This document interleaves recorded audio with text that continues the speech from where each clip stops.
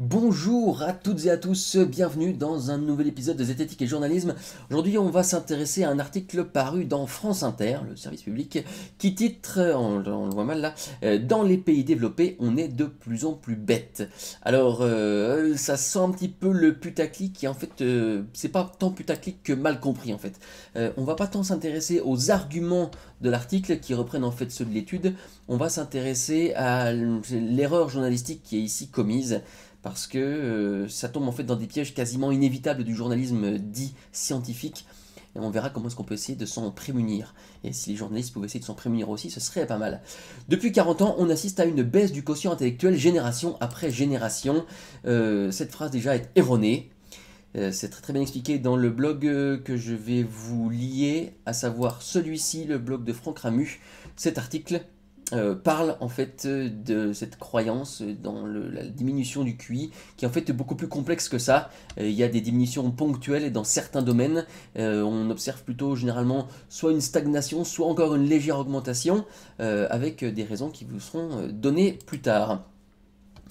Ce que confirme une nouvelle étude réalisée par deux économistes. Alors, quand c'est des économistes qui font des études de neurosciences, c'est toujours un petit peu touchy.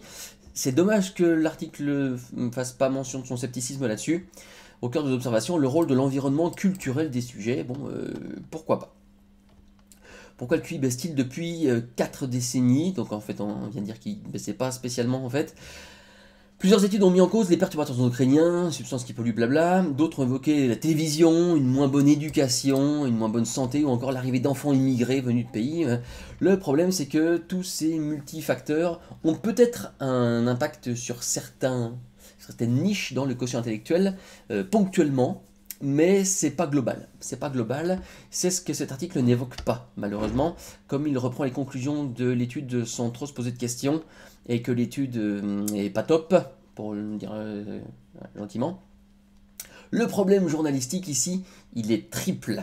Il est triple parce que l'étude, la voici, alors ça c'est bien, la dernière étude en date, donc ils en parlent, elle est ici et ils la donnent.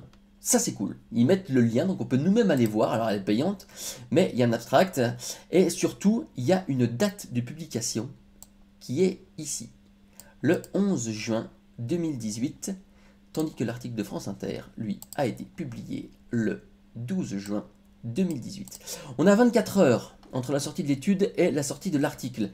Évidemment, comme il n'y a pas du tout de journaliste scientifique à France Inter, ou en tout cas il ne me semble pas, et s'il y en a un, il n'a pas été mis à contribution pour écrire ceci, on n'est pas dans une revue journalistique balèze en sciences, et cet article nous le fait bien sentir, puisqu'en fait il n'y a pas de scepticisme, il n'y a pas de prise de recul, il n'y a pas de, je sais pas moi, il n'y a pas de connexion avec ce qui se fait dans le domaine, il n'y a rien par rapport aux connaissances qu'on a antérieurement sur le QI, rien du tout, c'est juste cette étude-là. Or, malheureusement, une étude n'est jamais significative globalement dans un sujet qu'elle prétend traiter.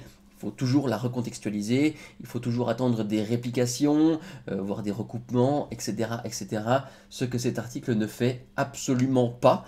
Donc, il prend bien les précautions d'usage que l'étude prend. Par exemple, ici, on voit un faisceau d'hypothèses. Comme facteur non sociologique, non génétique, ils retiennent le déclin des valeurs éducationnelles, dégradation du système éducatif, télévision, médias, éducation au sein des familles, etc.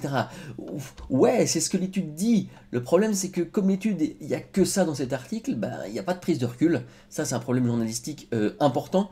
24 heures pour relater une étude, évidemment que c'est beaucoup trop peu, quoi.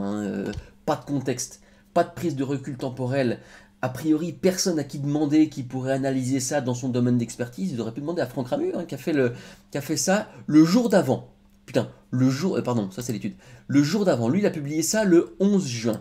C'était bien, ça parle pas de l'article, ça parle de la tendance globale à la crédibilité autour de la baisse du QI. Bon, là pour le coup, c'est pas ça. Et alors ce qui est terrible, c'est ce vocabulaire.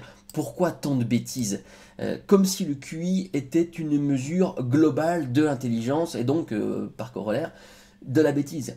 Absolument pas, absolument pas. Il y a des gens qui sont pas forcément analytiques, logiques ou je ne sais quoi, et donc qui ont un QI qui peut paraître plus faible, et qui sont pas bêtes pour autant. Et à l'inverse, il y a des gens qui sont d'une logique et d'une analyse imparable, et qui sont pas des flèches dans bien d'autres domaines.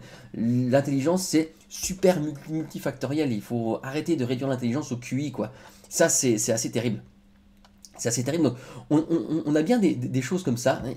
Ils mettent là. Même si nos résultats soutiennent l'affirmation sur laquelle les principaux facteurs des effets Flynn, donc c'est l'effet qui dit que génération après génération, le QI a tendance à augmenter, eh bien cet effet Flynn-là serait donc contredit par cette étude, sont environnementaux et varient entre les familles. Nous ne sommes pas en mesure d'identifier la structure causale des effets environnementaux sous-jacents. Oui, c'est bien de mettre ce genre de petit disclaimer. Le problème, c'est que on est ici face à ce qui s'appelle l'effet Fontenelle. C'est-à-dire que on a un fait qui est immédiatement taxé de juste, et on va chercher les causes de ce fait. Malheureusement, il faudrait s'assurer que le fait soit bien correct avant d'en chercher les causes.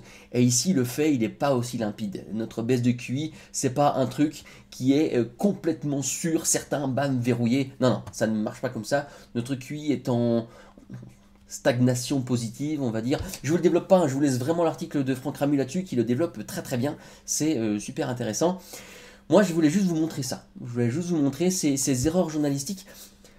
L'article en lui-même se baserait sur une étude correcte, il serait pas faux, parce que se baser sur une étude, c'est jamais une très très bonne idée, mais si cette étude avait été correctement menée, avait été une méta-analyse par exemple, et qu'elle avait pris des précautions ordinairement bienvenues dans le monde scientifique, alors l'article la relaterait de façon relativement correcte, c'est ce qu'il fait avec cette étude. Mais comme elle est erronée, que l'article ne prend pas de recul, et n'utilise pas le temps journalistique comme il faut, bon, ben voilà, on est sur un article qui est en fait de mauvaise qualité alors qu'il essaye de bien faire. Il est là le problème. C'est que même quand on a des journalistes qui essaient de bien faire, qui essaient de ne pas être spécialement alarmants dans l'article, on n'a pas un vocabulaire qui est particulièrement terrible, à part évidemment l'utilisation du mot bête, bêtise, etc. L'article fait pas peur tant que ça, quoi. Hein. C'est pas les trucs ultra putaclic qu'on peut trouver sous la plume de certains journalistes militants.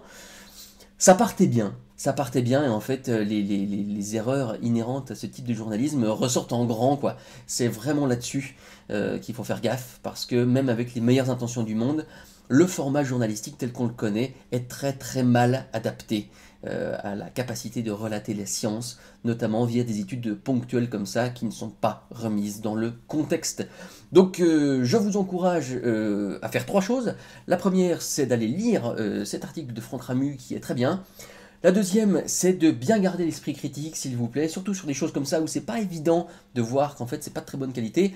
Et puis vous me faites un gros plaisir, vous partagez, vous likez, vous commentez, vous faites des coucous aux gens que vous connaissez qui sont particulièrement alarmés par cette soi-disant baisse de QI, parce que ça sert à rien d'être tout à fait effrayé par ça. Je vous renvoie donc encore une fois aux conclusions de Franck Ramu et de son article. Il se pourrait que nous arrivions à un plafonnement, pourquoi pas, de certaines capacités cognitives, mais aussi physiques des êtres humains.